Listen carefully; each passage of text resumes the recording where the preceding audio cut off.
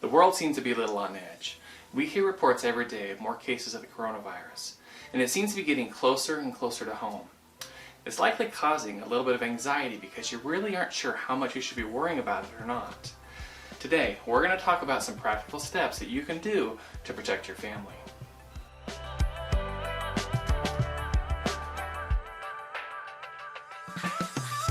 Welcome to Family Med. I'm Dr. Richardson, and this is your home for practical and accurate information to help your family make healthy decisions. This is a channel that focuses on being better health to your home. Now, welcome to our new series that we're doing here at Family Med, where we answer your questions. And if you have a question for us that you'd like us to answer, leave it in the comments below and we'll try to address it. And so you don't miss out on any important questions, make sure you hit that subscribe button and follow along with us. So the question that we're going to tackle today is, how can you protect you and your family from the coronavirus? We're going to specifically talk about the current outbreak, but these recommendations, they're going to apply to any illness that we come into regular contact with. Now, if you just finished watching my video on facts and fiction on the coronavirus, welcome back. Thanks for sticking around. And if you haven't seen it yet, make sure you watch that afterwards to get a better perspective on what the coronavirus is and how worried you should be about it. I'll put a link to it up here. So in this video, we're going to be talking about some practical things that each of us can do to protect ourselves and answer some common questions that I've been getting from all of us around me.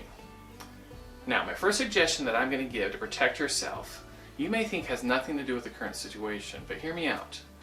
I'm going to ask you to go ahead and get your flu shot. Yeah, I know. What does that have to do with the coronavirus? Now, in one sense, nothing. Getting your flu shot isn't going to protect you from the coronavirus.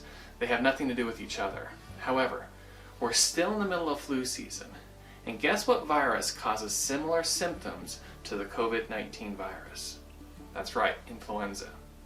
So right now, we're in the middle of this frenzy of concern about the coronavirus, and you come down with fever, cough, and difficulty breathing. Everybody's going to be concerned about whether or not it's a coronavirus, and it's going to take precious resources away from trying to deal with the current situation. So it's not too late to get your flu shot. It will protect you. Now, specifically on the coronavirus, let's go first over the things that are not likely to protect you.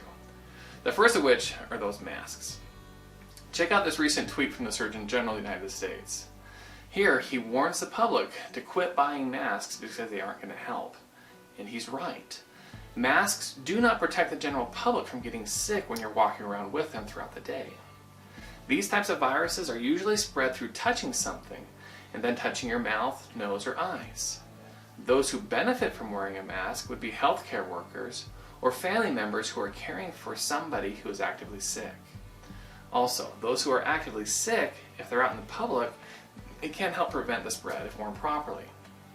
Now, just in case you were wondering about alternatives though, we don't recommend this as an effective way to preventing getting sick either.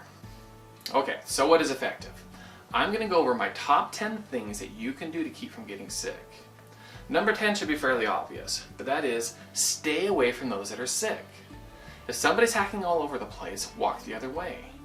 If you know you're going to be in a place like an airplane where you know you can't go anywhere, that actually may be an appropriate time to bring a mask. Number 9, stay home when you're sick. We all appreciate somebody who has a good work ethic, but if you're sick, stay away. If you're a boss, let your employees stay home. We've got to get away from needing to get a work excuse from a doctor every time you're sick. It just leads to people showing up at work sick, and that puts us all at risk. And the same holds true for schools. If you're an administrator out there listening, quit requiring doctor's notes for absences. This just pushes people to send their kids to school sick and makes these kinds of events worse. So stay home from school, stay home from work, and even stay home from church. Nobody wants to be around you when you're sick. Number 8. Cover your mouth and nose. When you cough or sneeze, use a tissue. If you don't have one available, sneeze or cough into your elbow and teach your kids to do the same. Number 7, don't shake hands. We all love somebody who is friendly, but if you're hacking away, keep your hands in your pocket. If somebody reaches out to you, politely tell them that you're sick and you'll gladly shake it later. Number 6, avoid touching your eyes, nose, or mouth. Quit chewing on that pen. Don't pick your nose or suck your thumb. The cold virus, the coronavirus, or any other kind of virus oftentimes spreads through contact as you touch your face. Number 5, clean and disinfect frequently touched surfaces at home, work, or school, especially when somebody's ill. When you're at the grocery store, use the wipes they provide to clean the carts. That's one of the encouraging things about the coronavirus is that it does appear to be responsive to household disinfectants. And number 4, get plenty of sleep. Studies show that people who don't get quality sleep or enough sleep are more likely to get sick after being exposed to a virus, such as the common cold or anything else. Now, lack of sleep can also affect how fast you recover if you do get sick. So do yourself a favor, turn off the TV and get that sleep that you need.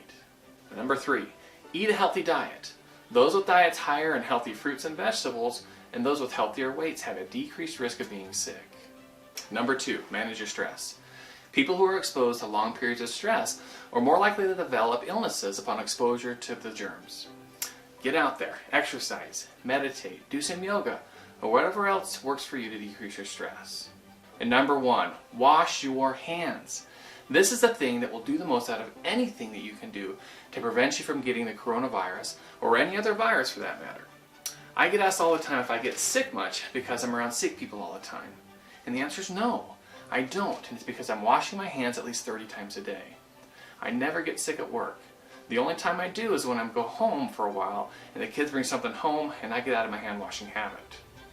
So, if you're feeling a bit of anxiety in regards to this new outbreak, take that nervous energy and apply it to making sure you're doing these 10 things. Doing so will give yourself the best chance of avoiding getting the coronavirus if it ever ends up making its way into your area. Now, this outbreak is a rapidly evolving story. There are a lot of things out there we just don't know about yet. So, we'll keep an eye on the developments. As things progress, we may provide some updates in the future if there's more that we do learn. And so you don't miss out on any of our future content, make sure you subscribe and hit that notification button so you don't miss out on it. Now, if you have your own question that you'd like us to answer, make sure you let us know in the comments below, and we'll try to answer it in a future video. Well, until next time, this is Family Med with Dr. Richardson, and remember, take care of your body because it's the only one you have.